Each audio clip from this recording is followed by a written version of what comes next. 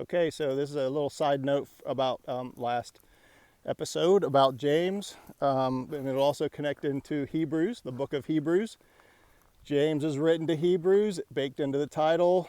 James writes a letter to the 12 tribes of Israel.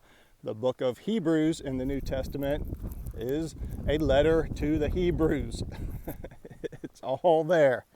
Now, when James makes a statement in the first chapter of James that all good things come from above, not bad things, he's referring to being pressured, this community being pressured into following the law again.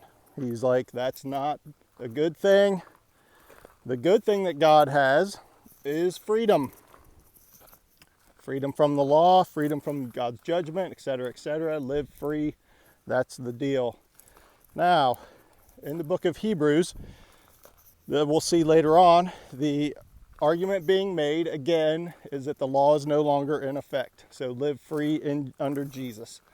That's the message to the Hebrews. Now, why has this interpretation gotten lost? Back pre-World War II, people were pretty much down with this. They were kind of getting it. And then around the time of the Holocaust and following, it became seen as somewhat anti-Semitic to say negative things about the law and the Hebrew people or whatever. But here's the thing, and this is the key to the whole deal with that. This was an internal struggle. People thought, and probably still do today, that we're talking about Christians. You know, James is telling the Christian community to reject the Hebrew law, and same with the book of Hebrews. It is not Christians versus Jews.